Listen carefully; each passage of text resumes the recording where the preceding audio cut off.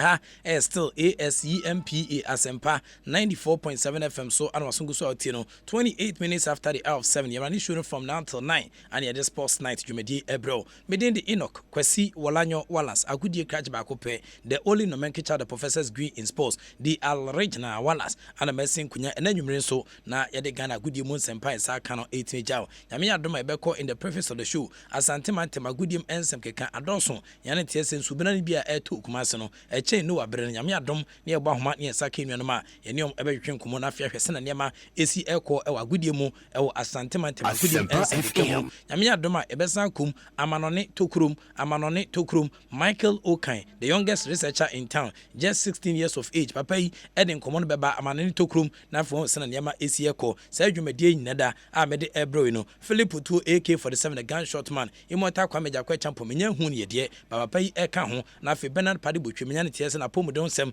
enhyeda enkoyi na fe Kobe the scavenger na fe writer menyo ba bia okoyi bia se wasaba awsan to adwuma no so aboa ema ne ma atimi akoyi mrefi gifty antied wono ana in charge of social media hu ye photos ene ye videos say enenam social media gifty antied na dama ana san share so kun etian saba so hye no so ma me say adwumadie kese no enkoma ye de etudwa no obetimi de wadwenkyere abrame me personal line so 0244483290 0244483290 na ode wadwenkyere etian saba efa nkoma hwetwe ha no wayek yensetie questions emfa fifi enkotra exam so ho bekono na wayek for asset your exams da na da ho na wakofile ne obetimi afele ntin nkoma ye hwetwe ha no eno ana obetimi de wadwenkyere etian ba ene week 7 of the NC special air competition no etimi etofam nyame adoma ye don sunsanso ebetian jaw na wo sena nema esitie ewo Ghana gudiem nkoma biri na na etian sapiem na normalization committee wo mu dwumadi a wo mu edi no anya bia kwa na eguso ekoyi na eno amafo beka George Akwesi Afie the incoming FA president edi nkoma etian sa to just normalization committee no wo mu de wo start sane so support home ora TT brothers Isaac Tete on the fitete and say normalization committee on the otamachi se be kwan ken for normalization committee members bi ensa FA FA president on transfer football emwa emanema etian kwe weni nkomo bia etian sa piepiem ye gba homa de ni etian sa kire mu ne hwe anim se kete yesu kreku ono so de nkomo betian sa papa yi ese enyade obekasa ye komu bion wo fero sa kogu pama ono so se enyade a obekasa we ene nkomo a Philip Putu AK47 the gunshot man ede jame ye komu bion Rafed Papo ye bona homa na still na so enyade a watimi afa we ene hyehya nyame adoma ye de bebrɛ na fo so nema esieko na manfo analyze normalization committee ene omdwumadi a omudi nyame adoma Mr. Ransford Abbey ono so ye bekɔ no ho na afia hwese na nema esitie ede ma omso dwumadi a wo mu edi ewo Ghana football mu ene normalization committee Ebenezer babia edi abedu hyɛne so ma mesa dwuma ko makoma ko ba se dwunu ni akiri omadama wo mu na etachira bo mede sports night dwumadi kese etia jaw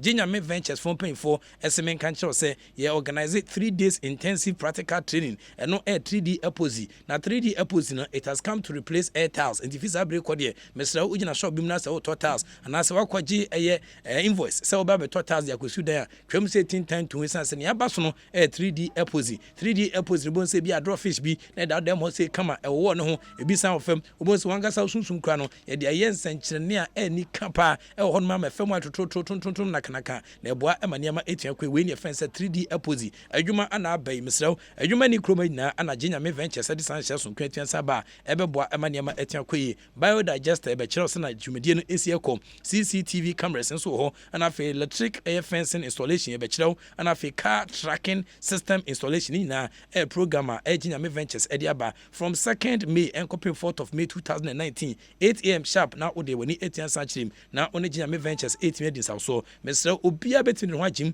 na wasua 3D apposi ne kwankwa ye fa so ede chemicals yetimi yedigu wo ho ye san ye ede wo fam ema aseta no etimi koyi edema enei o ma adansifo na o ma esidan nyada ede 3D apposi ana esesi o mu fie wo ye banker ana banker in America for canon wo ye soldier wo ye policeman wo ye SHS leaver wo ye university graduate wo ye polytechnic graduate mesra kwenya ana beda wono na 3 days intensive training ana ginya me ventures edemau na afa etua sa boma nema etia ku edemau ye ma santete ewie a ye sign the 3 months practical attachment esamau say bia obetia se ho adwuma no so yie pa na obetia pick your forms no for the training no front desk of Joy FM Vision FM na Peace FM oba no man sabetia ka obetia friend 0248 952 0248 952 na phone mpem 14 na 0248 900 502 0248 900 502 na one Jinyame Ventures yentwe nkomo o hwe akiri kwan o Kings University ewo Malam Kaswa Road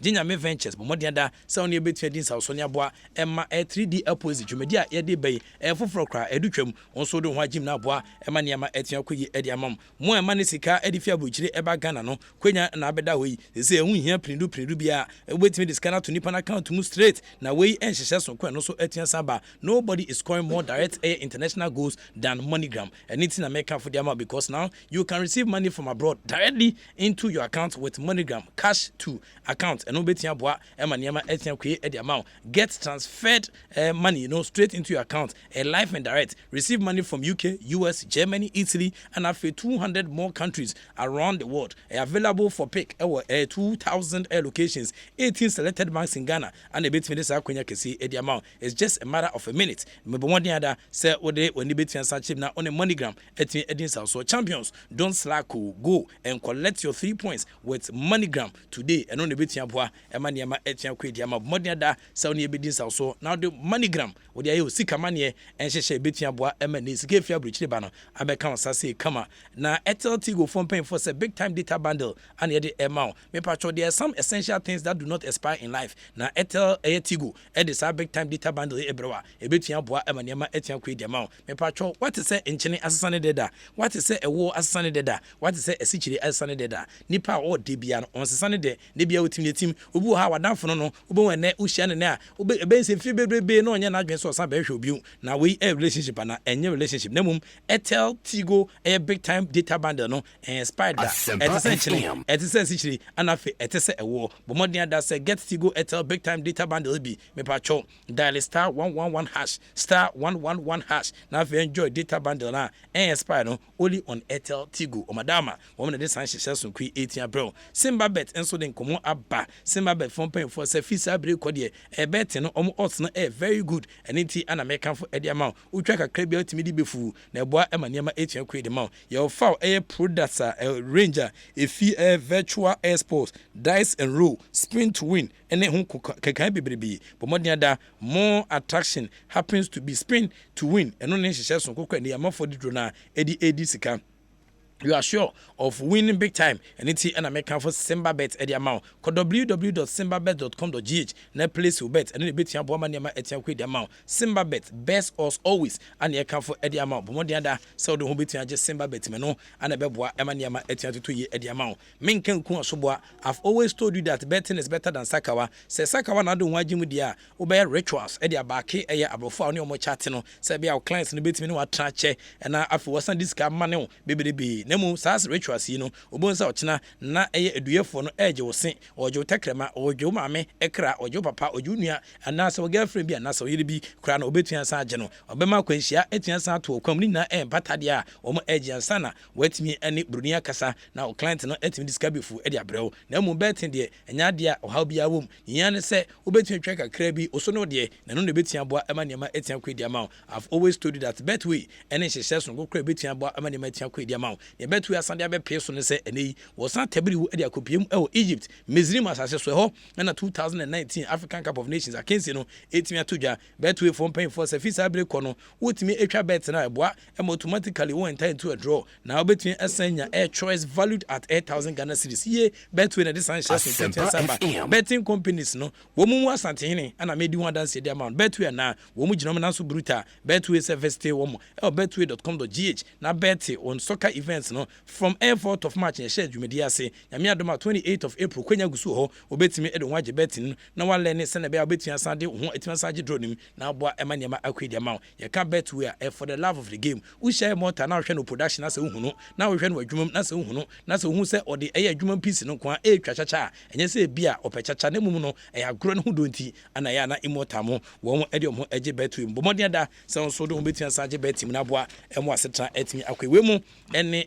sponsors etotro to ne twetwe twa wo mo ta chire sabri ebo achidom amede sports night with kesi etmejaw hyɛn so mam sɛ nkomo no ebede ebenika ebenije momodi anda so do hu bitia sa gym na boa ema niam etia kwedi ama medikan ka kyerɛ da sɛ enche bi ebekɔ amanoni tokrum foreign discussions no stories aba no yɛn fa for stories na nya afi ne de bro stories no ye be discuss stories no ye be kyerɛ the intricacies within the stories na eba no and ye be kom na afia papa mu abesebese ho atafretafre ho awawa ho na afia so yagege ho ede ama ohu sena niam esi ekɔ ɛwɔ amanoni tokrum ɛni ti sa tokro no ɛna ye ba bewura mi tokro bia no hwɛ sene Mexico so ɛna ɛhɔ anika wohwɛ ohwini tokrom a ɛyɛ ampempe do sa hyema utitia tim sampa ɛde waso tokrom udi bibi hyɛ hɔ na sɛ ununuma tim sampa ɛde ana afia so tokro bɛn bio na aka wano tokrom udi aduane hyema utim sampa takrama di adanse sɛ ɛde tokro bɛn bio na aka tokro bia urema utim sampa ɛya ne mu asɛm ɛde ɛne ti ɛne yɛde ɛkɔ amanoni tokrom na afia nkɔmɔ ɛhɔ no yɛde agya no wɔn sena nneɛma esi ɛkɔ but in the meantime in between time no hyɛ no so mam sɛ week 7 results how do it 20 pm no House of Folk 2 Internalize 0 and Afidin Football Club 0 Elimina Sharks 0 Karela 1 Liberty 0 Kumasi Asante Kotoko 2 Brekum Chelsea 0 and Afidwafs 1 Wafa 0 we any shisha and also 18 etodwa ewo Ghana week 7 Premier League against Asempa and also 18 esato dwanim Obama Bechem United 0 and af 11 Wonders 0 Adriana Stars 1 Mediama Sporting Club 1 we any shisha and also 18 PM Dwumedia and also 18 asato fenyame adoma ye de onkom biribi na ebetin agya na wo sena nyama esi ekɔ but before then mekɔ amanoni tokro mi wia me ba amasa de nkoma wodo aka wachi no 18 sen agya na wo sena nyama esi ekɔ midin beyond the Enoch Kwesi Walanyo Wallace agudie catch back up the only nomenclature of the professor's degree in sports obetumi afem super yiki mejo so na madawase na muskan so a masama obi e de aboata so e wo sena hyene esia ko kwa buruku ahene eta kire ha wono so ebo na afi obiri yebo afentremfrem papa yi enso e harma wo mu na eta mechi sunsumu ene wona fem remfi Ernest Buama me ankasa me yonko brebo na afi papa maestro Mr. Obin wono so e wo hanom exclusive man wono so eta kire na afi so obepima Kobe the Scavenger he just entered the studio with his big belly out Tim Sampa Kobe wonyem eye akyekire bensinsia ewo ne yefunu Tim Sampa exercise Kobe emfanya hwe yenkwa ma no so na agyeman ai krado a wode asante mantema gudiem ensam keka adoso ebre nana ubri nie yemfa mugu emfam na afifa ne aka eto eso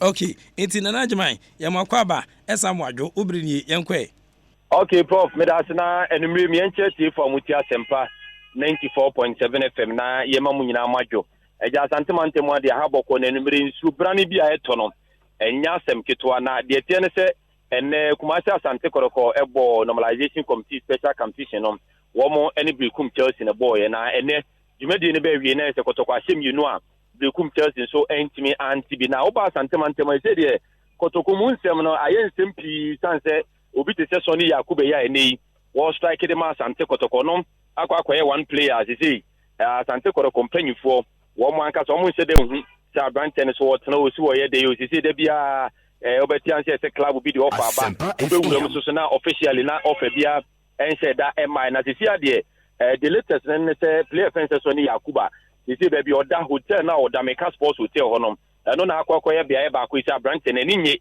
se obetimi ada sa hotel ho no akwa Asempa akwa si ne manager any Asante Koroko company for air because boy ni feel say they say supporters na omota ba hotel ondodo na no eba na so mo bonus bo say obi a obobo makotoko afidi omunim de ye drew point as afidi so ni Yakuba as a bon on person bo nti dodo na eba ho na say akwakoye se bia temnidie me as ka se twitwire bia ekoso abrante ne side de wo sports hotel ndi say no player ni chiri ma say ho no nya de se na nije na tibeyan company for enyini mfamfiri ho eno achi so no de me say tibiem ne say onim say prof nansen so monitor de bia ekoso social media so ni Yakuba de bia wo wa ye say Yakuba tweet Yakuba sisi o de nsem bia koto Twitter so ni ade na in fact me anka se manya time my investigation na prof de men say kan say so ni Yakuba sa na Twitter handle no me kan Twitter page no abrante no utietim na hwe sources close to abrante na bibia air point out to say so ni Yakuba enyo no e na manage sa Twitter account no nembum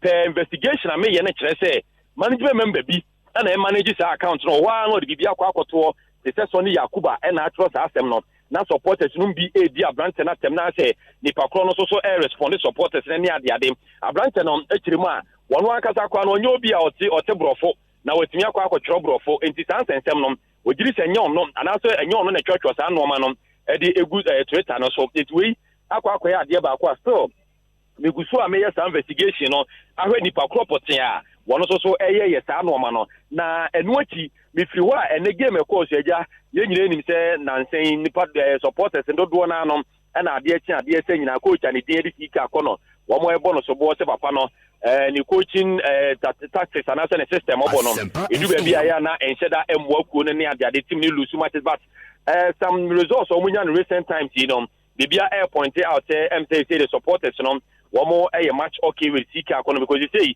we tension ni ade anom de ko no so nyina na ni nyina atimi aba form as you know nyu ade so ni ade ko sika akono so biem tuwei akwa ya ade ba ko na so ni sika akono dim koma won say dey very very much okay ah ojiri say the supporters say anu abrase no eno betimi ama na sound mind na to aso enso e dey abode dwuma ntenu achi mefiri no a mamenko tima anase na anu ada Africa ya Asante Koroko bo yim se prof hu nsem pia ba abonten se kumasi Asante Koroko caf mpanyifo atimi afan wo mo be $9,000 bi Africa mo ko be mo ne Nkana fo no eno achi after Nkana game no wonom any team a ye fe ne se Al Hilal bobo ema eno so no hu nsem pi kotoko dagout me technical area honom nsem pi ba abonten se kumasi Asante Koroko ntimi anya si NCC yi ema hu nsem ba maka afan no ne report as you say and say can say the National Sports Authority no na the meeting say Kumasi Asante Koroko company for say they duru no just be omo bem beboa because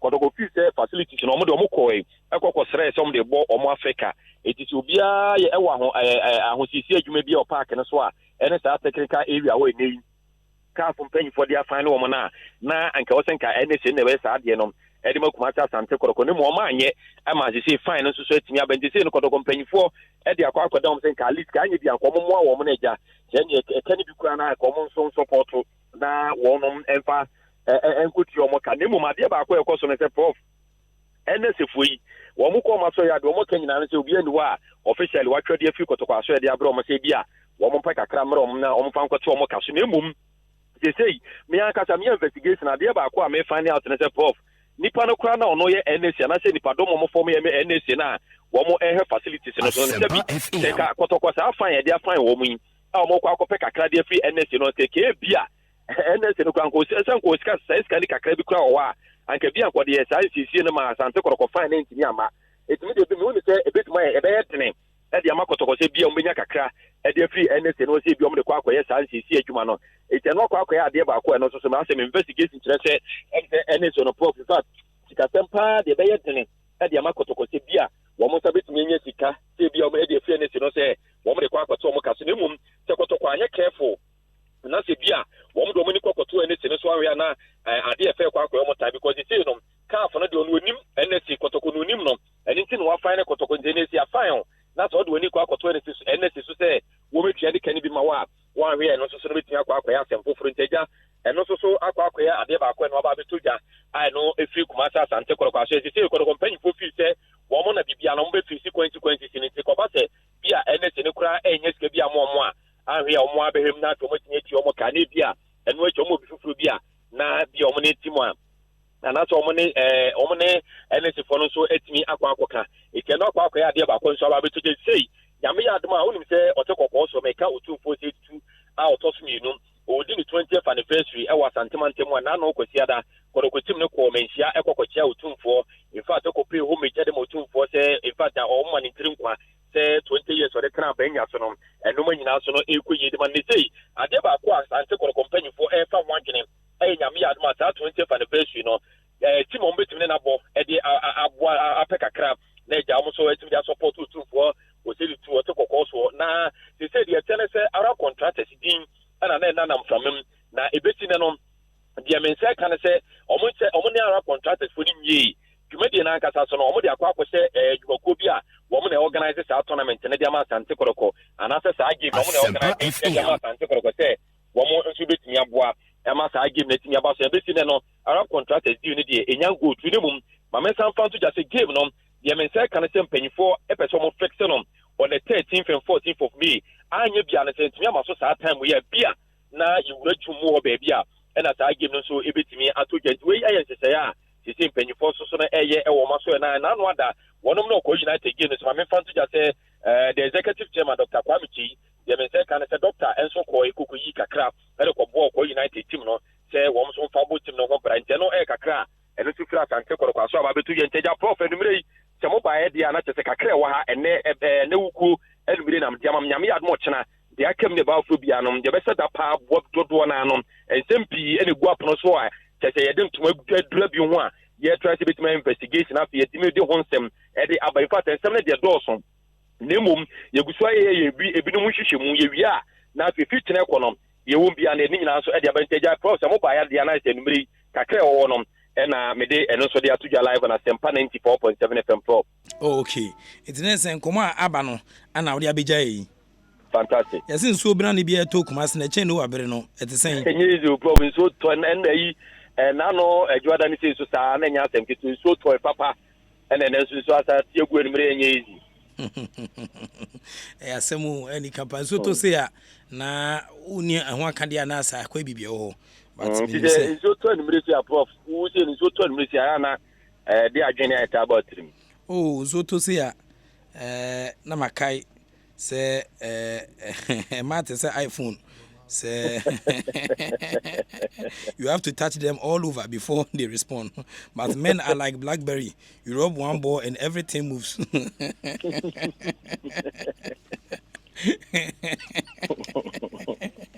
Is you know probably anyhow. Nah, as guys be almost share so one person share the marriage material in you. One shall be you so could say marriage material na woman no. E be say ragged jeans ansana. Material be done to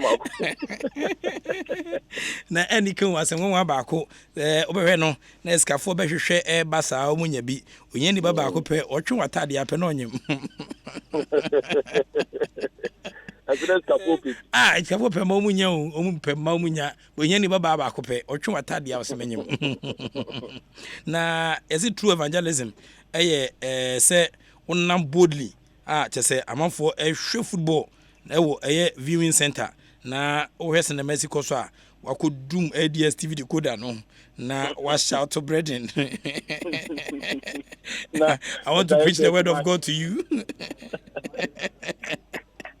Inti omo eji omu di pass nyame ngosra omo so no wo de ya say who say Manchester ebo matcha wo de ya wo gaming center wo de ya wo na dum DStv no na fa preach na to omo ho na beto bobo inti komodie bebre na ana aba wachiri a chese nka me ball kakra but me sure say zedie nso ni 20 meja ho nyame adoma na se bibia kama mesa na wakasa Mate Prof, now, Bisa said, do we still have ladies that will say, babe, until you tell me where you got this huge amount of money from, I will not collect it. Do we still have those ladies? Very gifty anti. I say Sagani Kunku. I say, if you're sure, sir, babe, until you tell me where this amount of where you got this huge amount of money from, I will not collect it. Where should be that?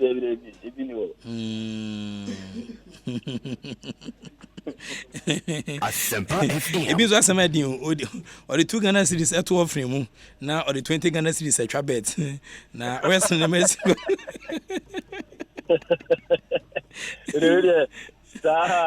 To very munese o hell kono o best 2.5 for the dawo. Enti no ni aba no nyame adoma emsen komo bebre na wa kire besa de abrɛw erade enka ho. Okay you. Enti no ni aba ni.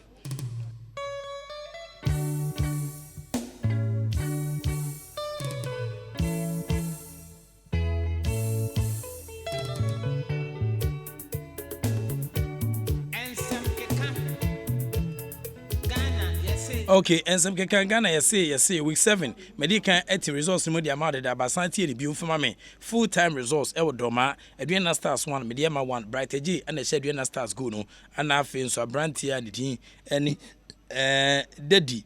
Kalibu wono ana poso atene ba kuma Mediama Sporting Club oba Nkuranza 11 Wonders ne Bichim United 0-0 ana afi so full time results Kumasi Asante Kotoko 2 Brekum Chelsea 0 Emmanuel Jemfini Abdel Fattah Safiu ana nya penalty on poso atene Emma Kotoko full time results ewa nyinasi ode wani tiremu Karela United 1 Liberty 0 and also Enoch Gato Kreku wono ana poso atene no Enoch Gato Treku wono ne poso atana bako edema Karela 4 full time results ewo de Dreams Football Club ene Elimina Sharks 0-0 ane PM ewo full time results ewo Cape Coast Mysterious Ebusunya Bonto Drafts was IDK Pandi 1 wafa 0 Abed Gezi wono ne nya penalty o share edema drafts for ene asomate dene ana afi so kra full time results ewo nkra Hasfolk 2 Interlight 0 eno so Robert Adosua wono nya opener no na afi Joseph Enso Nadama was cemented victory with the second goal eboa ema niama 8 ekoyi na yenko doma na Thomas Opoku Thomas Opoku Shiba the report we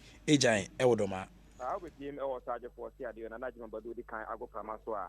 For now, I can tell you the referee, I game now, Banavia, make us say no Muna police car and idea Mokoya. The answer was not to the game, no, started at exactly 3:00 p.m. And on the 7th minute in the Mediama for 8 lead, a Brian Kennedy and a Jelly Kalibu and the ball, the first goal, Mediama 40 lead, Mediana Star, Eban so back, Eba Gilnuma, on the equalizer to a Brian Kennedy and a Brighter J. First half now, within 20 minutes, Mediana, Esmiat. Moka first half no fight the Nyadia go it by Nigeriana complaining bitterly about officiating a 50 balls in the Diana Coachima referee Emmanuel Ishon Edina Edma Mediama the first half and now supporters no being Pupa Mojo complaints in our common management and management cool more down the first half and then a complaint in the second half and a shot here Emma Diana started dominating play Emma penalty incident in the means everybody Nanka Diana star supporters less petition referee Emmanuel Ishon everything I get more money than your diet and yet the referee Emmanuel Ishon measure more or this 7 minutes so 7 minutes no money bomb bay and another one by a referee Emmanuel Sean or Chima and Muramono and Yadi with my dear no man a penalty and now smart supporters no as I said to two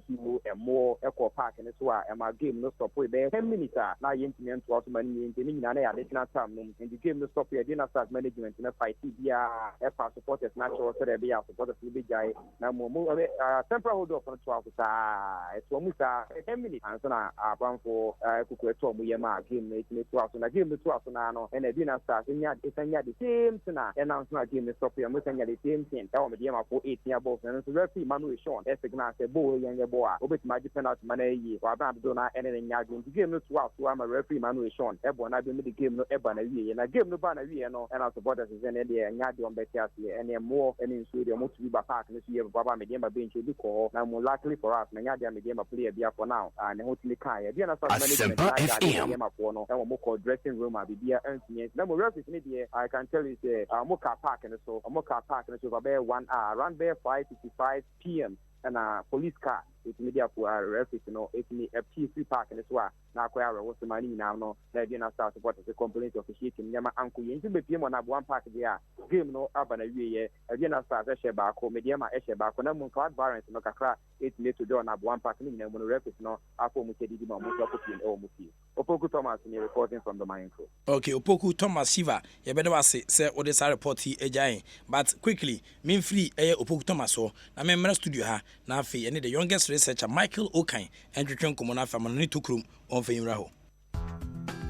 It's time for foreign tidbits. Some news from the world, foreign tidbits. Authentic news, foreign tidbits.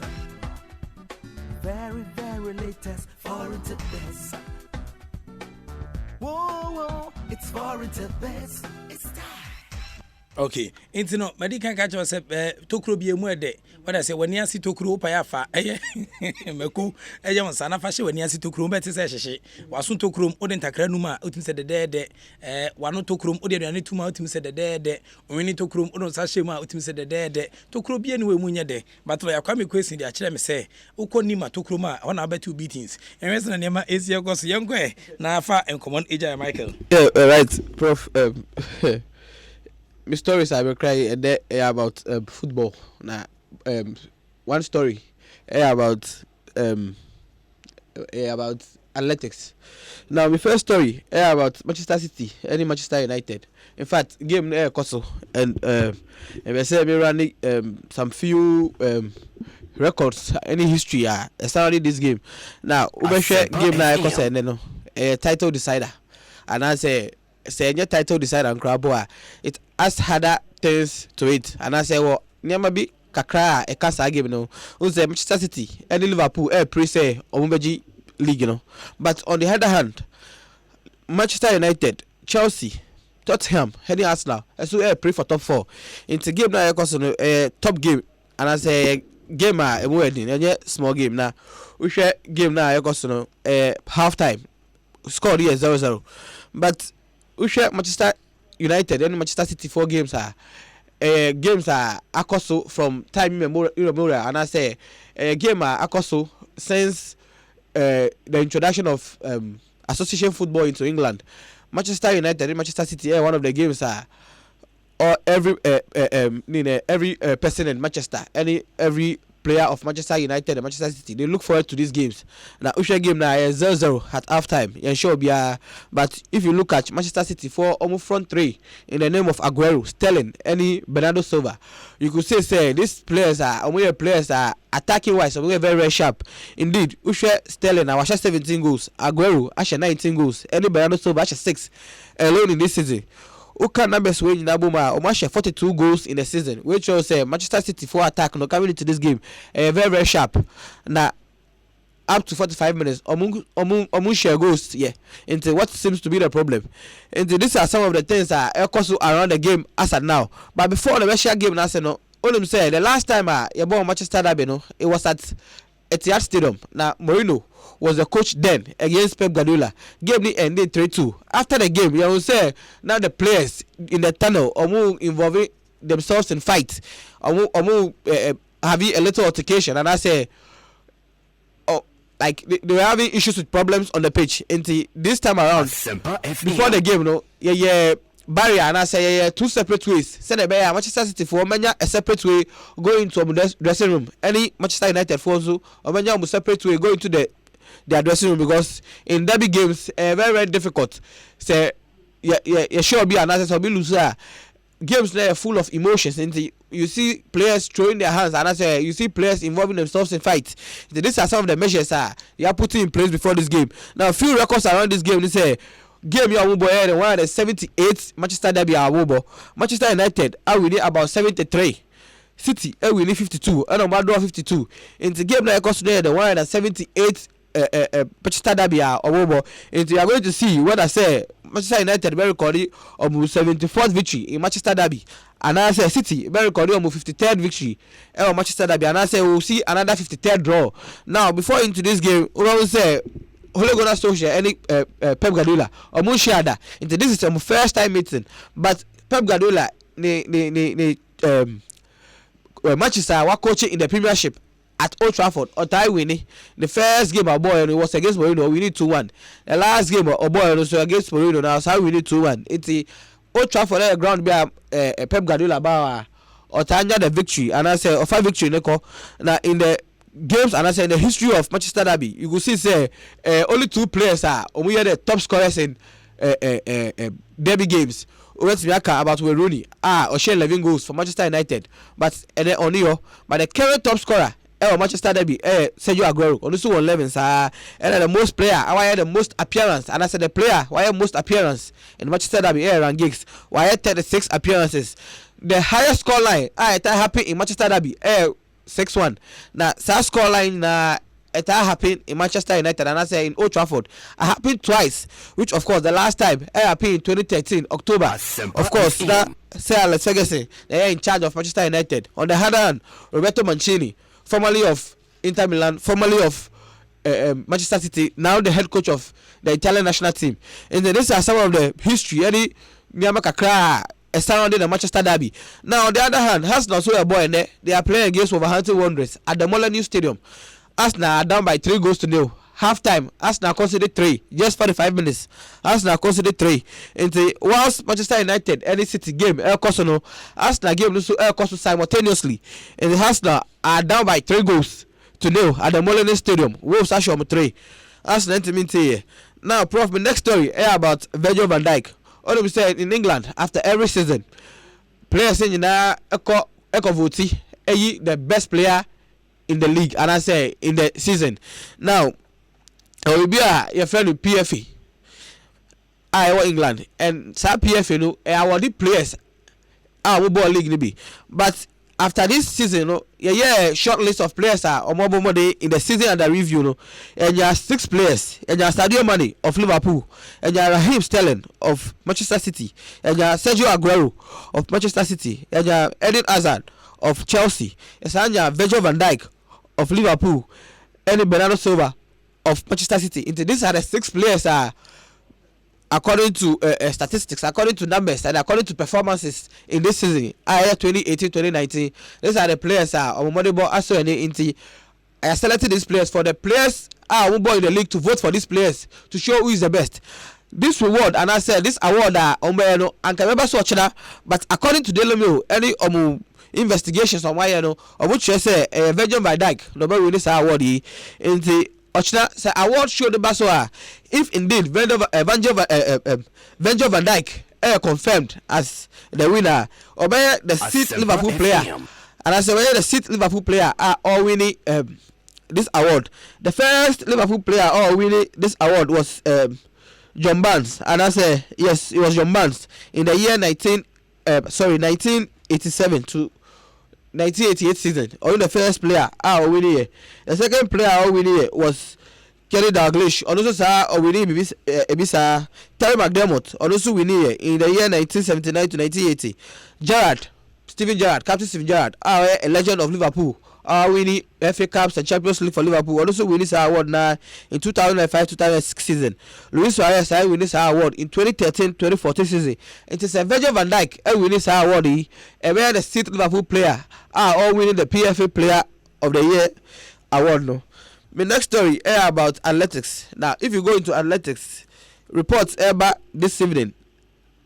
Say Mo Farah and I say Mohamed Farah Otomreka long distance Uka 10,000 5,000 Emma Great Britain any highly Gabriel Salasi also here Ethiopian sprint and I say long distance legend our hotel be in Ethiopia now I am say Mo Farah visit and I say or pay visit to the Ethiopian country and I say to the country of Ethiopia but Oko Ethiopia no Oloji wo Gabriel Salasi hotel now Oloji on the 23rd of March. And that year, and I say on that date, now also celebrating the 36th birthday. Into Opie. After say Oko out, now Oba back now who say Bibia Irawo the hotel. Into the valuation of Niama Waluzu in this hotel. I will say Waluzu about £2,600. Any the watch and 2 phones in Irawo hotel. Into Gabriel Salasi. Can say Asempa FM. Mufara one take care and I say one handle issues and all accuse a married athlete are also residing in the hotel. Into Ebeyen Toka between Mufara and Heli Gabriel Salasi. This story I develop it. I think that with time we'll get to know the real details of this story. This story Wednesday Nana break it up. Now Daily Mail they reported the story. I think that from tomorrow going we will see the real details of the story. From now we can't tell whether Mufara na eka the truth of the story and I say Gabriel Salasi or also the truth of the story. But they are saying say Gabriel Salasi any Mufara were caught and I say reportedly they are on tape for exchanging verbal words between them. And these are some of the stories that are trending on Amanonito Chrome Prof. Into the story I met Ochina and say Virgil van Dijk winning the PFA Player of the Year. Now Owinia Obeya the 6th Liverpool player Waje it's influential to say Luis Suarez Ajibida, Steven Gerrard Ajibida, John Barnes also Ajibida, Kenny Dalglish also Ajibida, Terry McDermott Ajibida. Now Kenny Dalglish one player watching a day for Liverpool not only as a player but also as a coach. I coach Liverpool back and forth, and I was at G League before with Blackburn in the early 90s, I think. OG with Alan Shearer, any Tim Sherwood, formerly of Tottenham as a coach and formerly of Aston Villa as a coach. And then these are some of the stories that Elkoso on Amanoni took room. Manchester City, Manchester United 0-0 still. Arsenal are down by 3-0. Okay, I still Amanoni took room. Yankwe. For foreign tidbits, some news from the world. Foreign tidbits. Asempa FM. Okay, foreign tidbits and pa. Yankwa Amanason Tempaso, executive board chairman. Oh, Edema Dreams Football Club. Ketia so kriku no mudi om 10th anniversary ewo afimu. Ye rest na nema Asia ko so madi kan de conference kese apem so me nyina akodi bi.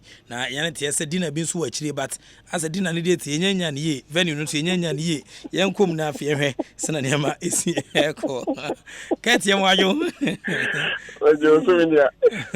Say na nema sitie with regards to 10th anniversary celebration no. Say nanwada modi dwumadi kese betime pem so ubeka say na colorful ye nyina be pie mu ase even at the dying ends of the show no you enjoy sana nyama AC echo so 10th anniversary ye dey see wa na ase mugu so. Oh, the kind of meeting with you for you. I'm say at the launch of the 10th anniversary, no, you could just say a very year-long celebration, and yes, to just say beginning from this month, every month be an activity to mark the anniversary. Into I've been a good barbershop. Okay, the way agronifiti asie kra no So with the launch ya pa huntuma and last 2 weeks no. Okay, it is a book in extra where just the preface of the show. Sanity. Okay. Ne me sanhwe sana nyama esia ko under normalization ya wo di omo first 6 months we nya second 6 months a wo mo ede eguso ebo adwuma enche bia second 6 months 1 month betua sa ko ye de NC special competition epem so a mo gine mu amo so mo ekon kodenden ya ma muska kakra ma mo de chase anya bia sika no ebi guso ta ho. I wish a big guso ta ho but honestly, I'm saying anything, you know, after the number of engagements on my HSS appearance fee near 30,000 Ghana cedis. So that's kind of almost your mind. Okay, but ebini ho asa. Oh, asa. Oh, okay. Owi omudwumadi a omudina na obi aye ne for football. Bibia akoso kama and still our problems ho. You mean in terms of NC tournament na yebona na? With my demonstration, yebo tournament now. Tournament na mafo say oni e football and e manaba. Etina say wohwemu a omo as part of omo responsibilities a ombe ye no day to day administration na fe yetimi assistant status no na fe yetimi asa ahwe na yato aba ema FA president we na ema edomanim. Wohwemu a at the moment no bibia eguso ekoso kama wo. Well, I think say you the kind clamor for competition because now you can feature and after a long wait, you know, I'm introduced to this special competition. Boy. Regarding the competition itself, you know, of course, there are a few challenges here and there. Me sure say Omankasa Omunim where the challenges are and where and what they have to do. Beside that, you know, the chairman of the committee, you know, to just say, focus on elections to ensure, say, deliver new leadership for Ghana football.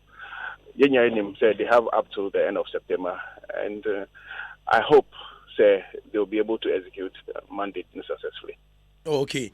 Na me hwade ba ko em se nipa ebre na menya kwanya ne omtwetwe nkomo no e ampempi me de to manim se ore situation a ye bo a special competition characterized by hooliganism and afen so officiating issues bebre na ana etwensa pm apart from that referee say di akensi no omso yenti omokae in normalizing a situation no obi kwa bisa say is there anything to be normalized kra in normalizing a situation no we process ni se na nema si koso a eno ano no. Well, if you ask me, I can say there's a lot of work to be done. Specifically, I mean share about refereeing. If you ask me, you hear a very good thinker directorate. You hear refereeing manager. You hear good training and continuous training for referees. You hear say FNO be only refereeing in this country. You hear say you be selected. I hope say via this NC competition, the best officers who you better rely on in going forward for football in this country. And clearly, there's a lot of work that has to be done, and I'm hopeful. Say, NC, between I deliver on promise. No, I mean, you said that the Mukra Eyimasute say, Ensino Emma ad hoc committees be a Jumebiso Mundi, one would meet in Timon 70 Gunkrata so Edby Jom, Sanchi Sham de Bino, Ensinankasa, within almost a 10 year no crano. They are not able to implement it. Baku, as a reference, and between Sanchene, Yenes Kadahobi Edia Mom, na de be an idiot Tiom Cassa Bear, yes, you be ye, na Bomoso, or my Omudi, Saneme Nanyadia, Omo Eye, and Krata Emsino, Ensina started say, Odigu, a Quemono. Omo kwansa na be adwuma na se eso mo sha asisi. Oh, say it's when they say shashi. I go be so if it be kai. I mean, the earlier the better, and some more new ideas. I think say I'm sure they will want to introduce it. I don't know when, but some introduce some of the new ideas now. Everybody. Okay. Nti ye hwe nyina na se ye hope for se nyame adoma o metutu yema yi.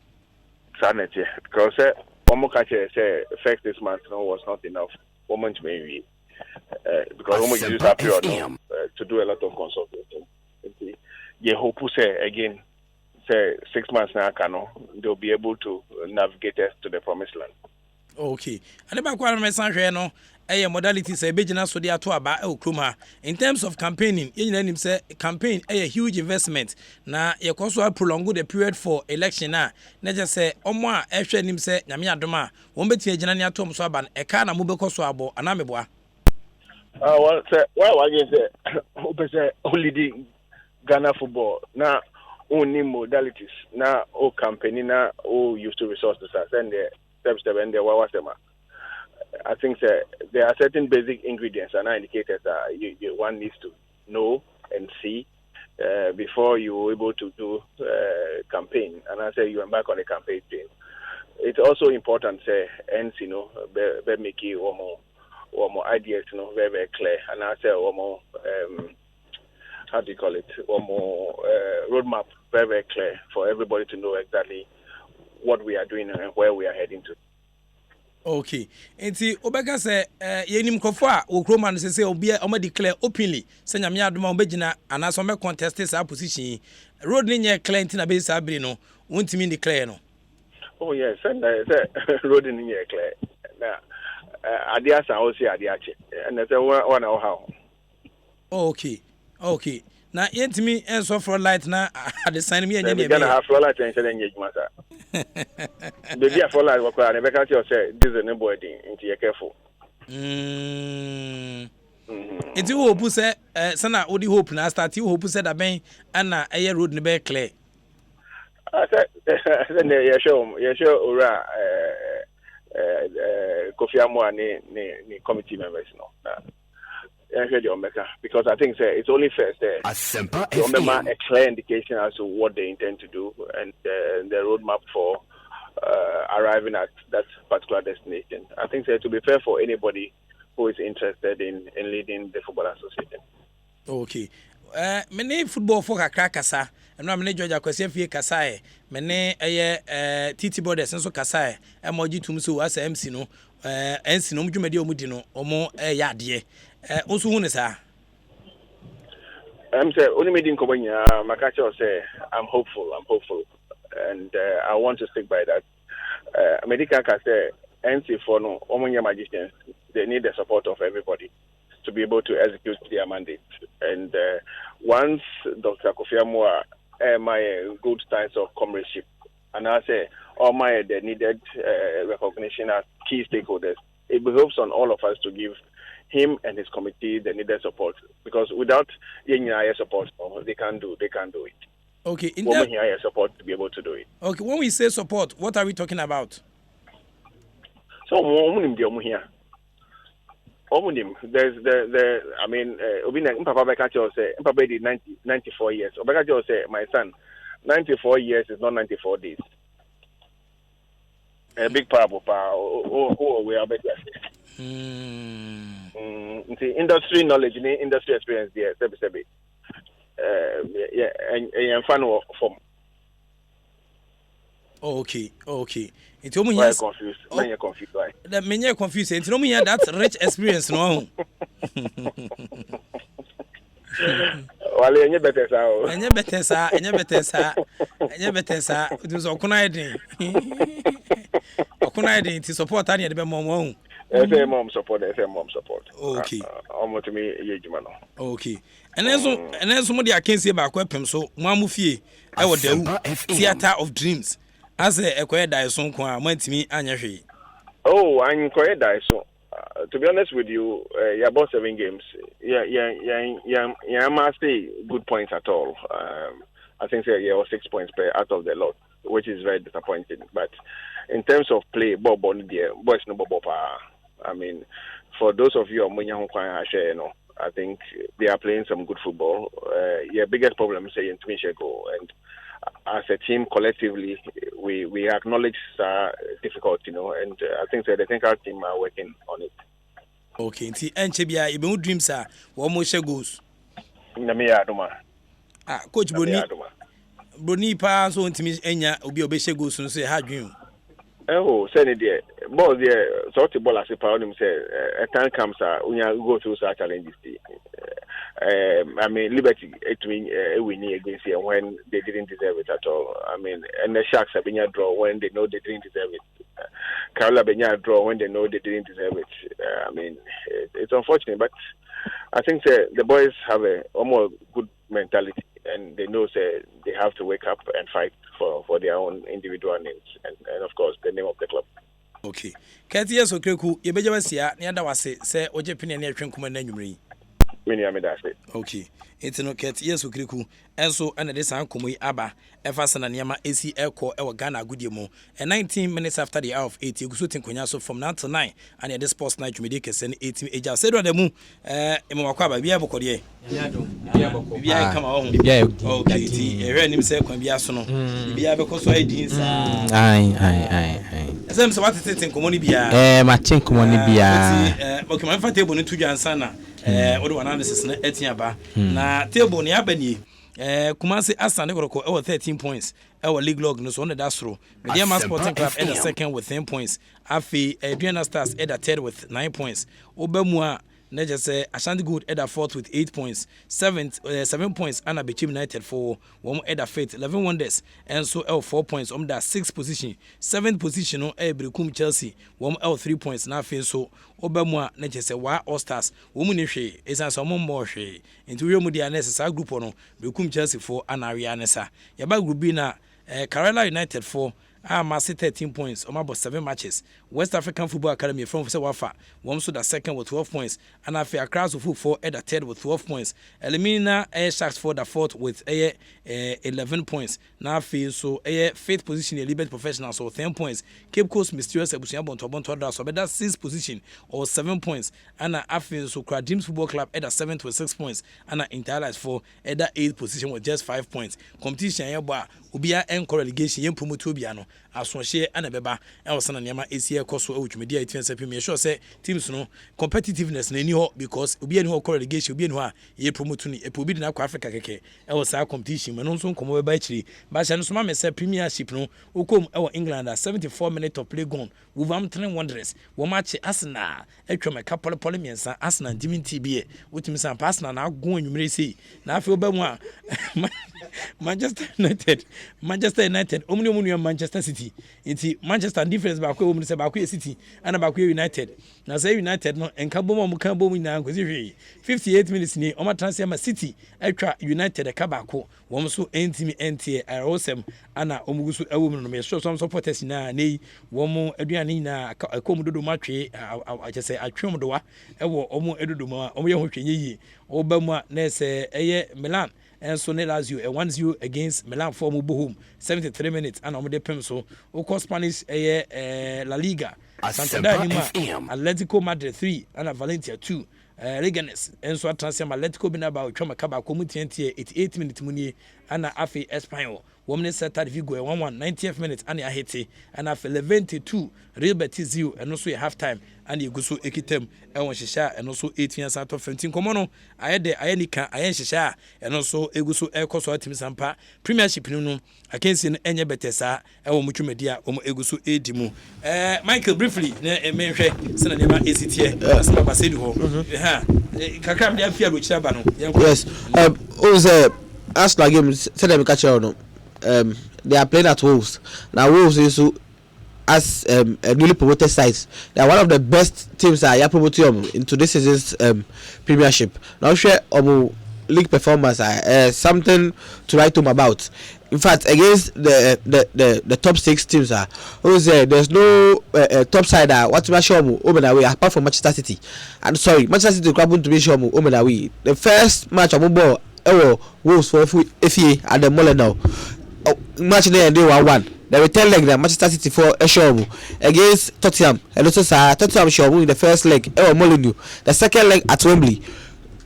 Wolves the winning at 3-1. It will Wolves record more achieving in this season. This is Premiership no. Something to write home about. Now the fans of Wolves no, they appreciate what Nuno Espirito and they about Omuteminum. Ushe Omuteminum this season mostly of Portuguese talent because manager is also from Portugal. Arsenal down by 3 goals and you'll be surprised because Nuno Espirito achieved the records and as the results against the big 6 teams. And this is something that I think is very nice for the fans of Wolves. Now Manchester United game no make a chance we City Beji na Pep Guardiola the records cry Old Trafford choice or about Old Trafford or to win the win no or the Moreno abo 2 times Old Trafford was scheduled 2-1 twice into the $1 City for Ajano. I think they just surprised me because we share the possession of the game no City are dominating more than Manchester United in the results something that was expected. There's no surprise so far and we share results like Koto or Italy no it's Milan versus Lazio and the results those are Italian league no it's becoming very very very competitive. AC Milan getting back to olden days. Inter Milan super qualified to Champions League. Juventus dominated the league for about 8 successive seasons. Atlanta, Fiorentina almost all pushing for a place in Europa. Lazio so in this dynamics in Italian Serie A so in the competitive the competitiveness of Serie A no and yet something easy. And I'm not surprised by the results are no. All the 3 leagues are across Europe no. These are competitive games and these are competitive teams with competitive players. I want the talent, I want the quality to give you a good game, prof. Okay. Sedu, yeah, I think it's an interesting evening in the city of Manchester, where and Oshimwa, Manchester is a united city. But South say Manchester is a united city. So in Manchester there is no city and there is no united. It is a united city. And me sure say they make an Liverpool 40 as a year. The game has been very interesting. By 90 minutes, Manchester United will lose by 2-1 against Manchester City. That is the final prediction. But I think say in your opportunity to compete more across sports stadium because here has to work with St. Allies and the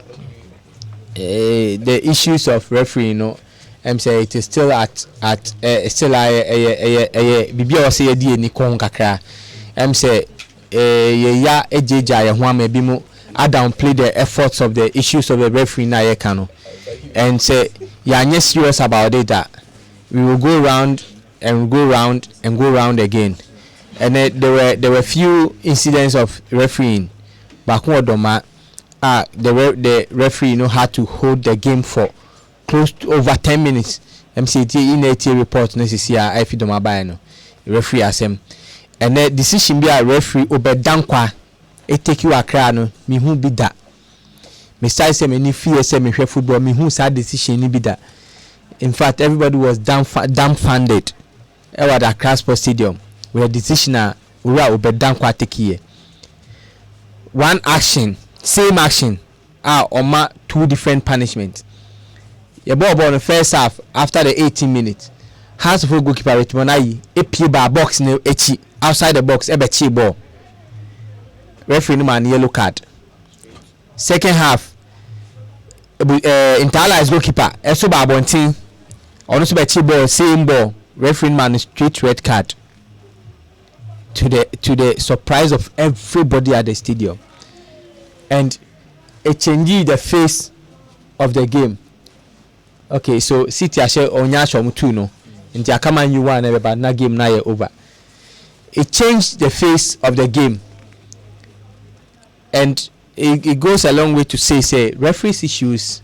In fact, the whole issue of normalization, I think we are joking with it. We are really joking with it. Maybe unless only clubs will come and tell us they are fed up, they don't want to do any football again, so that we can revert to the Nigeria situation, and I said the old situation where state institutions form football clubs. But also Nigeria, the MPFL, 98% of the clubs are state run. That is either a company, state company there, and I say a municipal assembly. Into we be say Yimba. The elephants they are run by the Abia state. Until be able to be to say second Takradi municipal assembly or team. Maybe that's how we will go. Then we know say state institutions and run clubs. But if indeed we still want individuals to run clubs in this country, then we must be serious. We must be serious. And then Asempa referee said Jode Brown can become a fair new woman. Just say I say also you will be more more comments sometimes you think, but in the end you think say na or the funenam. Last year he was the vice chairman or your statement on this very show, and in remember Kranai Motabo say your friend say uchi oyere koma na chene dwamambo nti say FNN twa referee sika on obey diama they will boycott the tape is here. They will boycott and the same person. So disgraceful. And you ask yourself, say, so people are not principled. You say, I mean, me say, so be kasa, me marking a time, no share the reaction at the other end. So many people, or more normal say, and nantechi normal brain, you know, the same you might happen, and normal say, the same things are happening, eh? The same people, they say it's good. Do you Brian now catch I say, and yes, Sikasem now referees no and say Yabaya reforms, and no here, Nanyesika, na referees, Nintina referee, Biar, so where Juma, referee, but while I may come be a personal body tape no come with Fiano. Do you say referees, referee, and Yesikanti, and Yedi, now and into more referees no, or be a Juma near Fano. Or see referee unya juma yem foul. Ye no count. Or see referee unya juma yem foul. Now what be demand this kebiano. You be referee no. To the sense say or see or more be yare wa be pretend so yare crampo. You be UF. Jode Brown referee said Obi and be 6 months ago or ka say ye twa referees na ye chomo dwamambo ye ne ma referees na kwaje Brian na or say sika. What has changed in 10 months? Referee Jode Brady na change in 10 months. Inti na the enye sika. What has changed in 10 months? Reforms no sisia enye sika ni biem. Reforms no ama ya ati say sisia reforms no the referee enye sika tie biem. Eye so obeka akodi. Referee no uni adwuma ambe di referee. Sa na Jode Brady ka kire yo. O se uni adwuma ambe di referee. Meanwhile, just 10 months ago, he was telling us that referees need to be paid and that we are teaching them how to go and steal. Okay, but me and say Jode Brady, wait and say wasem na o kan ya ademu refer to ɔdɔ ɛne din ɛna nipa pɛ sɛ yɛka Joe Debra ha wodu ba bi ka Joe Debra no di edin kɛkɛ ɛna ɛyɛ ade a yɛnya wo mu na nya ade a yɛ sika bi a ɛba din ne die ne di kɛkɛ edin kɛkɛ a wɔgye akyɛ sɛ prestige kɛkɛ ɛnya ade a sika bi a wodi na gye ho sɛ abrewa wu na akɔfa abrewa di ade a ɛyɛ yi adjournment ɛnya ade a kyɛ sɛ ɛyɛ no wayɛ enti sɛ yɛanhwɛ ne antoto nneɛma yi a teams no ɔmo aso da fam ɔmo monitor bibia to ɔmo hu sɛ referees na allowance no ɛyɛ style class 1 Asempa FM yɛntumi normalize nneɛma because sabi they play cardinal point wo bedi match nsuo mu na yie ne yam hyehyɛ no nsuo to ahefa na ɔbɛda because allowance no asa onya baabi ɔbɛsa akɔda hotel extra obufo so obenya adwemfan de de match doctor no na pamfo peniyie dia referee katua no de 1000 de mo nkasa kora wodua na ɔde sɛ ɔmfa additional TNT nka asɛde ameka da meme nsoma obi aso ɔnte team ti sɛ wate team akɔtɔ better players kɔpɛ coach papa ne bɔ ne win nya meme referee na abɛma misika na maboa na wowie a wasa akɔtua win bonus sabe na adan o kyerɛ wo yere kɔm a o kyerɛ wo yere adwamambɔ o kyerɛ wo yere kɔm a ɔba kɔm a o kyerɛ ne kɔnɔbɔ sabe baade ni aba wafum wama na sikan ya no nam wama ne bibia wama ne aduane bibia na wa another part then you have cause to complain bia nya wakɔtwi makoyira aka ne body a yatoto di ama ne so ni a ehwiri mu so ne so adɔ papa bɛ na ɔbɛdama sabe abo akyekye ɔsɛ masrema no mitim de mamura enti ɔmommoa ne yɛntumi nyɛ na ɔmo yɛsi ni osika ni hɔ na ɔmo anhwɛ yi a yɛbɛkɔ class 1 Inti no ni aba no inti tie ne so oka never compare or say I'm not aware and I won't and right be recover me recover ha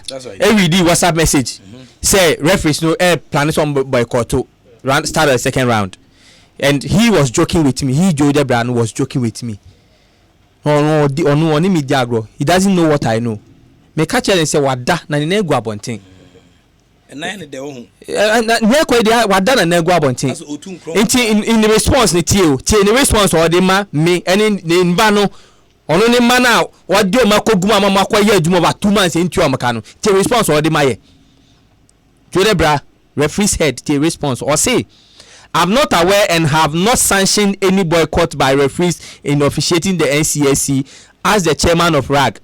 It's a privilege for these referees in appoint. Okay, it's a privilege for these referees in being appointed to officiate the games and holding FIFA badges. Any referees who go contrary to our rules and boycott any game will cease to be a referee. It is the National Council and executives who will take decisions with respect to that. I'm not the CEO of RAG. I am the CEO of RAG, and my decision holds. They have no right to boycott any game. Any excuse of traveling or falling sick is an indirect way of boycott, and we won't hesitate to deal with such corporates. Referee said they can will. Referees now call the matches. Ebi the 4, ebi the 5, ebi the 3. No, omu demand omu sika no. They are no catch omu nie. Say a privilege. Say what be the referee. Na emra no ka say ye chi omu koma na ye chi omu adwamambo na clubs na so da form no. Satan no him say a privilege and referees need diana. So I'm asking say what has changed within a period? And their voices are all shower praises on the normalization committee. Say oh no nya crack e mo 2 years. 2 years for doing what? Joe Debra referee Joe Debra. 2 years for referee normalization committee 2 years say juma be normal because they allowed you to take your list to FIFA. And that list got approved. See, 2 years. Because you went for 4 days refresher deben, and you think that it is enough. You see, the referees, they should just RAG as a body. They should just count their numbers. I mean, they count how many days, because in the reforms, some of us will insist that the right thing be done. Recommendation now normalization committee na kasa board kana e dai no mfanye adwuma we will insist that it's put to work. Also get to reiterate the same issues. Say referees desk, referees department. Here form we will see where RAG stands. Here form we na say the FIFA regulation on referee ni adwuma. You better say RAG no it will now become the welfare body and go to funerals and outdoor insa. You better some fast side one back on mumfa. that 10% now they insist now normalization committee so ajatum say better am rag no you be now it will be voluntary referees no plan out ya pa untua that percentage now and normalization committee ajatum say yeah my referee be 850 they take 10% as we do as referee development my rag no that money see a formal referees department a formal committee now we will see if rag will have that power to come and take that money again and then so members over 150 referees the match that's what more chiromo no more share discussions say they need that money buamo no monje and some of them are contemplating say if it is possible to boycott the start of the second round to impress upon the organization committee to pay also want to say na do be no be ka so no yare cramp no you are saying say no or yare cramp no you take it as say nipa no wa boycott and that you deal with the person. I think that his days as the president or the chairman of the organization of the referees head no it's numbered. Today I met some referees at Accra Sports Stadium. They expressed this discomfort with the reaction of their boss, and I don't think say oh yeah leader you should be engaging in such a for instance the leader should be one that is prepared and ready to fight for the nkola and you be able to go to institution echi at the detriment of Oma. Your referees are competition are born as tournament basis we fear Accra akọ Techiman from Techiman abesi akọ media Takwa from Takwa aba Accra in 7 days. Bogita body on briefly na men kwamman so na ye ne Dr. Kwaku Frimpong champion and e bonne samane FN no and say Ashanti Gold Football Club buku no eda na bamu champion mo ajo ya nua e ba to bia bokode nyame adomo okay as good muti saying okay as good muti saying e mo de ohun papa esen kotokokra o na se wo bia ni tia oh sir. Yeah. Oh, I see. Na me hwe say normalization committee special competition yom dia bai. Mujina mu bia mobo. Sika de mam no odi ne guso ho. Oh, that is can be asada that. Na ye say ye boka team bia ogana. As good mobile casting team bia de na moye. Oh yes. Oh yes. Oh, de na moye amode boka casting team bia. So yeah, baby, a stadium cleaning workers. Any idea? Your training grounds. There were 2 places. Your stadium, and then workers or security. Any idea? We pay more than all the teams. Okay. What other teams? Omoni ya. What they told you and who said yes. I say, "Ball, you're calling in our city. Do we know what you are doing? So we have so much marker. It's a good team there, Ghana. International clubs are kind of him. Someone a mobile casino bia. Yeah, Bokapa. Enti bosume baako as good budget be sesen. Bosume baako. Aye. 150,000. Bosume baako pe. Aye. Player salary room. Yes. And I'm working so almost omoye adwuma on the ground so. Yes. Na wankasa so san tua hoka. Da bi me dem tua me hoka. Okay. Baza obaji team fa so bi anya mai. Da bi. Ana mo boka sa. Say ne obobo agroned. Oh, opanyi na onye skewe. Asuma busa bi de make just me ko wi ana. Say baby on say so to cry epokra so gusu togum ana. Ntino say baby a twifi no. Investment. The say will be a bank. They be a discovery mansa. You the bobo si ha na nkofo. So onya interest na dey you want it investment. Okay, to give the person that bia no o sabeka nsu ani wato gu abodo no abodo a wato no so sabeka. Okay. Normalization adwuma ya wo moye ana the special competition ba ni pa bi na ehwe nim se ye mo football e wo Ghana ha ana ni san hyehyɛ so kwatuan saba obeka se so far after some 6 months we must send another 6 months account enche bia no first month no of the 6 next the second 6 months no e ba na wie wo mo dwumadi a wo di no hu ne sen. Oh, you know, on the football people there obia con do se e be ball amani jeba football no a passion enti the record the omo yan de yina ani age ke na to kwa na kasa say ni biama but I think say yenya bibi bokra na ye bibi no all say we are not profiting, but I think we are making the people happy. Okay. And right. Okay. My issues with officiating are basis I be referees going to your no and then Konyabana in a period of normalization no and could be expect to say maybe an asenka ato chimakakra or previous regime no a best sacra and still as a ye guso quechino a yewa. Oh, so refugees want to carry the work of the bride. Obey also I'm so many young and I'm mobile. It is and Chiomokadi and you a fine way to pay them. Okay. Because it's a corruption to tell them. But the name so 7th week near boy, refugees in Tiomokai. And very we are sure something for making an album. A bit so now or more, than my scanner my.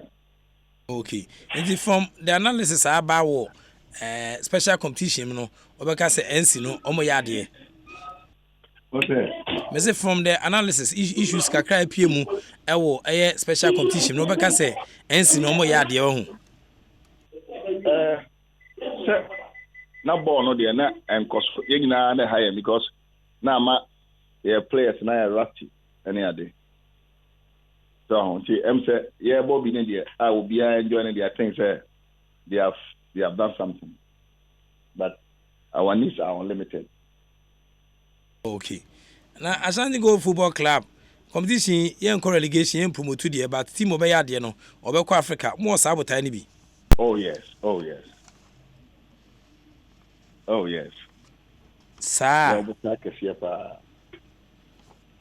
But more than 4 full ewo mu group ni so. Yabo be now with that yabo be now we are starter so now only first. Sir, because Kotoko 13 points also that 4th our log no so 8 points. Omati team also say as good more the same Kotoko kra. Cham nti ye tu make na wudi kan ye bona we are starter no the first ana. Uni first ye kwesi e be we de onya ni first ye but one so o we no so de e be den say obitia be twa ne odi anim no. Wona wo kan o. Wona wo kan. Bashi for Asempa o kan say back tie who say twa front tie da. What is that? Bashi for coach Bashi for na Asempa o kan say back tie who say twa front tie da. I see. Yes. We are kasa. Me kasa fe na on your advantage. Dem say bia wo kasa na wantimi anye nti na bia wo kasa yi. Oh that be. We are not. Chama wo boti won. Okay. Wo boti won ase wo so yema wo hot water bi. Correct. Watcha. Oh, chama. It is o kasa pe na say wo dia so dia to so wo ho so nti na ase wa edin na. Okay. Ti edian mo ba be din kunim. Oh yeah ba. Hey chairman. As go there say wa wori chia. Chairman me kai first ana ye mo born kana mo sin kan be ko Africa but say Africa ne kom na na mu da aye fourth ne dia say. Na do we kura da say wo ho so we dey ball. We dey say wa wonim. Ye start ye see e ball obi e hu ye ball. And I also ye training chey. Enti no ma brebre enti o say second half no ma enti after na I correct e ya back. Enti you see as gold, original as gold. Okay. Meja we nam say mo player ba ko am say o say agman. Ne nkomo na kosi sen. Say dey. This supporters be able born a car. Oh, that be no ni car bia. Oje red card no. It was very unfortunate. Na ne bu ofumo. Na ne bu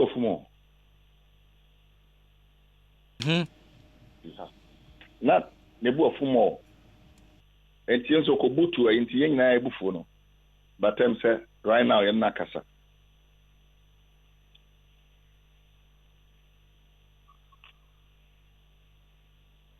Enti osaje ma no ni ka bia. There be a penny bi car. An okoje. There be o penny na. All the supporters ni bufu say Argentina. Why yes sir, I don't know. So, it won't bufu. Sir Argentina. Why yes sir. The supporters ni bufu kakra.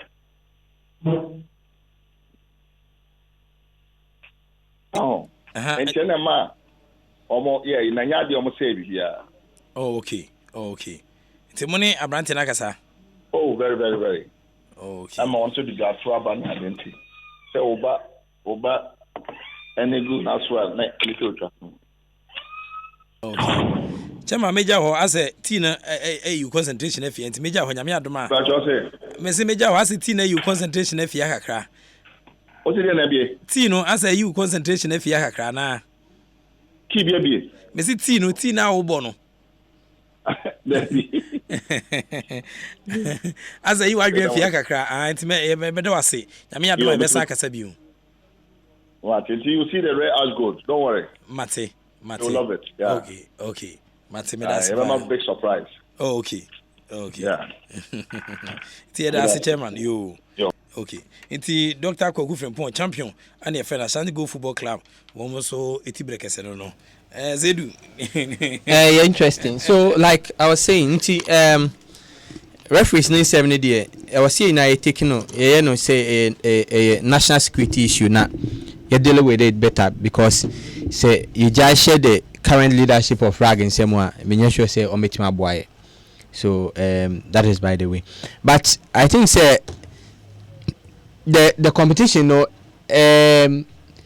is getting interesting. But as a teams no be because there's no relegation, the teams no be sure that and yes serious about it. We share few of them and building momentum and as we be soon him say 2 penny at the Premier level no 2 penny to fight for the championship and people are clubs are relaxing thinking that 4 ni be ya na be because where it be say zone 2 where how our teams use Karela Liberty Elmina Sharks fight here. I think the House of Folk or so much nice they must sit up. But said of course teams be woman say so qualify continue in Africa. But team but more money so confirm be corner so. This time yen relegate no. On put in effort biya. But what I'm saying is that this time yen relegate no teams biya more potential so be corner. Almost more no. Reach a hasi. I think say as we joke with the competition. 2 penny echo and the rate Karela Mediama Karela Liberty Elmina Sharks and your friend say Wafa Airborne has a can you careful they may fall out of the top 2 so why they careful because they are your first round you understand and there are certain places second round will be difficult for them because what in a cat kind it means dreams will come good in the second round. And all her ball on money interlies, bro. Even when interlies were down by 1 man, and it means the reverse here. Money interlies first match with them. The results may be different. We are champion here in Nikasa as well. As good, I think they are 4th on a log. And the first round, teams like Ediana, Mediama, Kotoko show clear signs say Obeli did that group. So only one slot in the wall. And so as good, so I'm about what time. You first round, what time?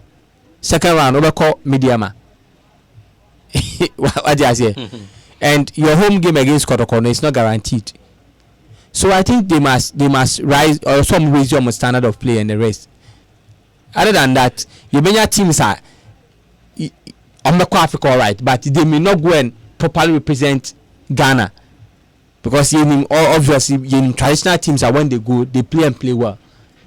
So the teams must, if indeed they want to go to Africa, also must show clear signs. Okay. And this one message goes to us of folk. And then on game, even when Interlies were down by a man, they were still dominating. Us of folk. So I think they must check themselves. Okay. I'm making messages kakra ewa ha na memra Michael ho na yesi na nema AC Elkoso asemu as a prof. Kudos to my darling club, House of Folk. Gradually, we are getting there, but there's more room for improvement. From George Suwotum, Anna George, Eddie, we Abijako de Anna, may sure say, or the Jaya no Koi. Or say, Papa Wallace, good evening to you and your able men in the studio. Please make this correction in Amanonito Krum. Mohamed Salah has also won the PFA Player Award too as a Liverpool player. Alex Inside AAP Kula. Heights Medina Rolling Circle ana all the way aba Michael better say trans no tie comment na eba no we feedback obi say tie we say please make this correction in Amanito Krum. Mohamed Salah has also won the PFA Player Award too as a Liverpool player. Alex inside PE Cola Heights Medina Rolling Circle and also the way Ebijai Ewahanum. Obama Sewafa on 13 points, not 12, and then Koma will be so Eddie Abba Ewaha. That a cash Eddie Abba Prof. Nice work, that a cash, and also the Abba Taxi Dava Penny Pardon, Taxi Dava phone Penny Full Crumano, that a cash a can be. Now, Obama. Obiso the Abba said, I think Kodoko management should be patient for Kuchiki and then Koma Desmond, also the Eddie Abanono. Obama faculty details and then Koma Obiso Eddie sending me sure say who be here this time. Obi say friend Bruno. Good evening, super. Please tell Amarone took room to talk about the Ghanaian born Kofi Kingston, first black African man to win WWE. Bruno from Kaswa and also Eddie Eba Ewahanum. Rashida Elko also said Oti Jumediano, fantastic evening and come on. And I feel like Kwame Kwesi or Sinima Tokrum will bring you unforgettable meetings. Not all Tokrum is Tokrum. But if you go fit try if you or see but you go fit try Moru as a research person. Ukoni Matokroma Okoyobo, Sebebu Bruta, Amoni Adahom. Coach Robert Saki. I pay about scouting, but Uruma there's a super iki coach, fantastic evening, and come up with also Ubia, and I think so W01 also a chow, and also a soldier, and also AT, or say, but you two do, and no comma, and also Eddie Abba Ewahanum. Okay, Kabamwa, messages in Bibrina, and Ababa Ewahanuma. I'm for Eddie Ba, and T. Emil Sabina Dazi. Emil Sabina Dazi, and also Kufudia Technical University, also 8 years age with a fantastic evening, and come on with some Mutafa, Muti procurement a student, almost so Homoya dear pa, Elson and Yama easy alcohol.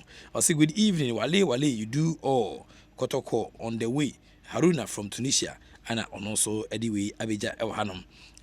Obama, there's a Sergeant Frederick. Or say I'm listening to and only come out on also the Abba. Obi say good evening, Prof. I think this NC should sack themselves because they have not made any change. Dave, Kasua market no the way Abba. When I could be sending message say NC no, or Makasa cry, you had no macro relegation, and then someone will be the premi ever ha. Cipher and so the messages in FM ever ha. We say God bless you, my boss, and then Frederick can come out or the Abba Ewanum. We say thank you into Sabina and also the Madina and also the way Abba. Prof Wallace, Man City has gone with the EPL trophy. I'm Latif from Abura Bando inside Central Region and also Edway Abba. Papa Wallace, when United City merges, the liver become a pool from Sir George of Ayrebi and also Edway Abija Kode Ewaha. Inti messages are bano also but meet me and can na Ewahano. I mean, I don't know AC Echo. Inti Kobe say Yemfa calls Kakra 03022165545 03022165546. Michael, now what's the same?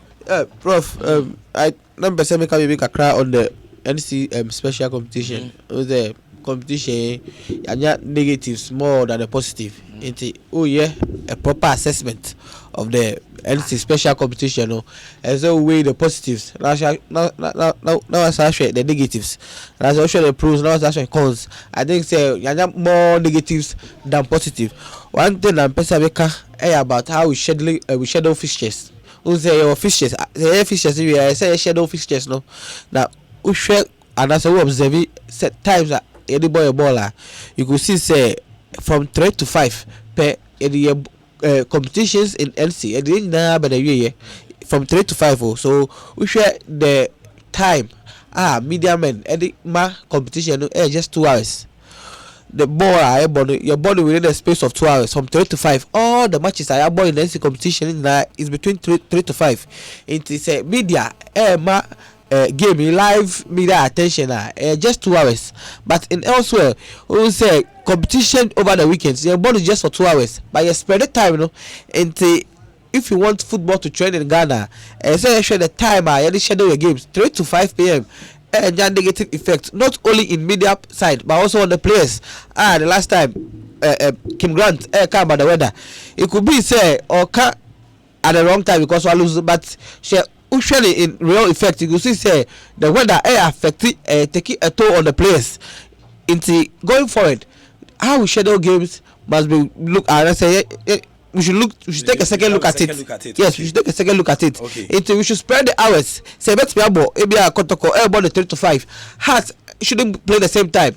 Entry as in call ebi a 6, and I don't see the reason why Ash Gold any Obina Obu floodlight Obu Stadium, but yet they don't utilize the floodlight. And can you need heading? Yes, I'm Kumbium. Hello. Hello, good evening. Yeah, good evening, Patroni. Sika cry di to muka komuni bi na be na otuan kan aka. Yanko DJ sorry. You are temo. You kaka mo kan say okay match e cost war London na Manchester derby na.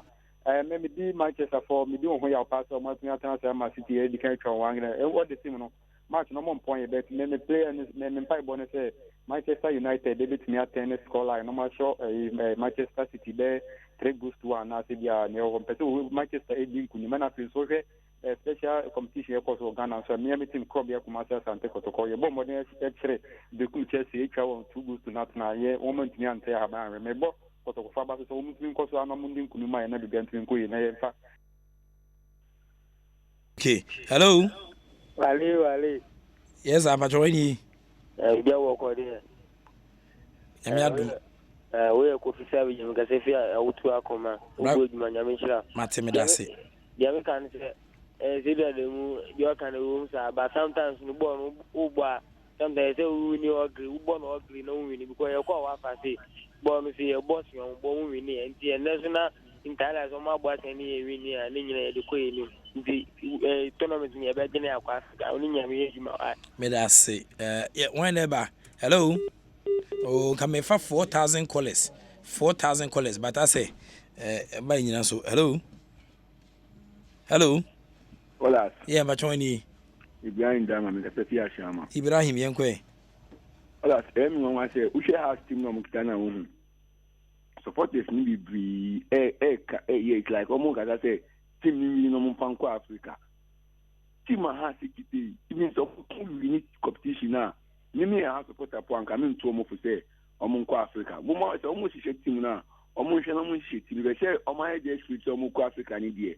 Wala mimi ho die emwa team mi da masini djuma pa mu e. Matemeda say 03022165545 03022165546. Hello.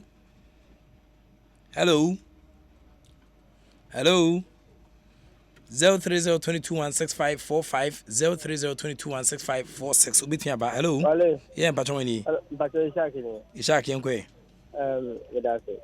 One tournament here boy apart from say relegation ni ma bia team bi beka say one year no no say we play and now you professional I say we claim say about professional football na say so we year no we training now bobo ni because say under 23 and under 20 na yeah we collapse ni am fra wa say we play and be kwa against you because oko ya de na say unya contract e mu du a obeba be hwefi and I think so players are bobo ye hwe it's also has player any Kotoko Abdul Fatah ball on mu boy now be now kase local players ne dey aso mu nyenipa aso mu nya Ghana for aso mu dey anka chade no mu ba ya so you player no mu players na bam ado mu dey mu players in Ghana for ne Kenya class ya na Kotoko no mu be nya na ne show mu krumu azu nya sa players ya na show. Okay, ever last one. Hello. Yeah, Patroni. Midiani Adam Idris Abicha Auto Sanko dia. Okay, yankwe. Me nyam bon aba say mama en sponsor mu yam. Ha so ndem bon aba say mutumi che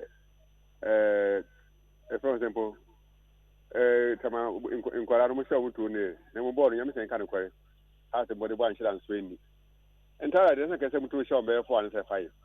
We could have say luck go be na ball last meeting Nigeria 2 ne. E kwa ponu nyam na bokwan kan komote wa ko. It has messed every senior dey kan kai no. Some people say mo kwa Africa dia. Mr. Tim no yin ye ko even no am say kwa experience no abo mo pa. They hear experience ka kan when say we mu dey say we not say we Africa the and say e belo do okay na say person bi me yard na so bi fi ankwara o do say mo here experience bebre nti ho na me bi na mo afi so Manchester me ya pa say mo ti ona ti mi e di atete mo fa on di so sa won ahwe mo sa na so nka wan ye mo mo draw ko e ti say ma mo da fe wan go mo mo na anti go re dia de ba ro ho bebre bi say coach na oba no afi na so kwa ye ma were ho coach dia we sha so ya na chi no ayesa pe na ayesa bibia we pa mo ahe na obefa me say be person mo gba coach inside there enim kwase na ya to you say enim kwase fata kan ni ba okay infesio ai kwano oya analysis no kwase mo studio ha no enti Michael Propechini nkwe so I think say a good first round of football. You are looking forward to the second round, but normally say negatives are yaka about the anything. No, we expect say we a better second round. Or will contribute ideas towards having a better second round of any competition. Now negatives are ya pencil down. No, they should try as much as possible. Because about the SC competition organizers, no, should try as much as possible. Say they work on most of the negatives. Say they be a positive second round, Prof. I'm trying to tell. Okay, Sedu, Propechini. Yes. So like I mentioned, Prof. I'm saying referees' issues, no, very dear to some of us our hearts. We should not be treating them like Sebi Omunyobia. They are also part of the game. No, it's said components, no. Referees no counter components, no eso. So our treat say yen take referees issues, no serious. Nipa onye ready, no. Like the RAG executives and their chairman are munye ready. Yen yo missing chain. Na you move on. And so normalization committee, they know the right thing. Or more committees, no more formal, you know. They have given a proposal. They have given recommendations. The recommendations are the international best practices. They should put it to use. Okay. Yerebesia na yadamase ni amamumu enitie. I still Asempa 94.7 FM. So ote se sedwa demu edi analysis na eba na afi. So Michael Okan, the youngest researcher in town. Papa yi ebo ejuma brutal university graduate. And also a can sports dia oti ankasa. And also ebe kan ho Kobe the scavenger LED production team no oye tise oscillating fan. Odani Kobe nkum no aba nifa no obo ejuma boa manema etia koyi. A while ago who say Mr. Obin the exclusive man na otete here but say was sorry call. And Philip Putu AK-47 a gunshot man was situated behind the biggest computer. Ewa had also add information eba. And I for bria boa fenten frame ewa ha ukuma wrestling the man easy koswa. I'm for one in some ketwa gifty anti madia na also ewa ha in terms of social media or boy mosquito. And so I had team sampa and my program and a air bass 20 bema or produce and my program now rest in Mexico so I don't come out 20 young woman and any edges are also ever ha was straight to Zesana